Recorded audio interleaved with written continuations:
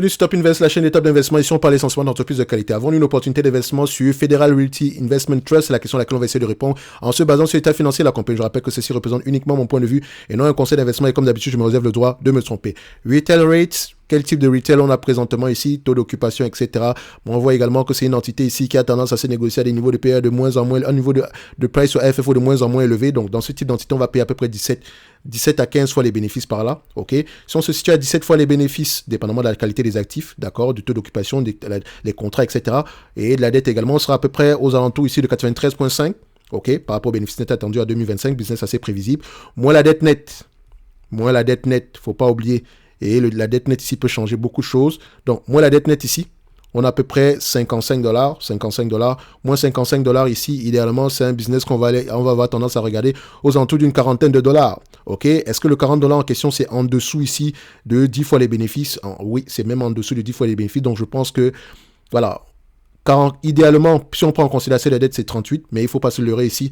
À 40, à 38, ici, on a plus de 10 fois on a moins de 10 fois les FFO. Ok, qu'on se dise la vérité, ça représente quand même un rendement de 14% par là. Donc, 10 fois déjà, ça peut être intéressant, donc aux alentours de $55. Donc, je sais que la dette actuellement est assez élevé pour cette compagnie.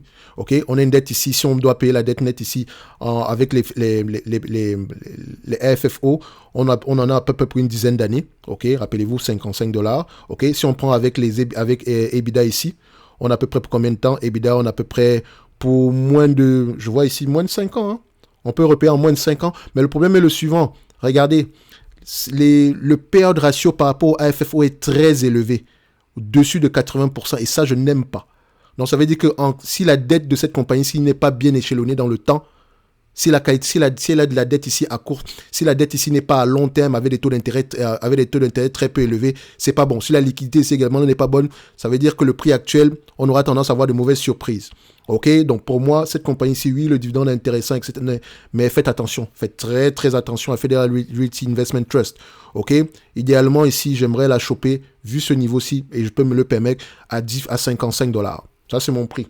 D'accord? $55 l'action. OK? Donc, $55 idéalement. Sinon, à partir de 70, on commence à réfléchir. OK? Ce n'est que mon point de vue et non un conseil d'investissement. OK? Je me réserve toujours le droit de me tromper. Et je n'achèterai jamais une rate sans regarder à peu près en profondeur. Et ne le faites jamais. D'accord? Donc, on va se donner rendez-vous sur la prochaine vidéo. Un like, un abonnement, un commentaire, ça fait toujours plaisir. Et on se dit à bientôt. N'oubliez pas, la top newsletter ici, c'est gratuit. Le lien est dans la description de la vidéo. Merci.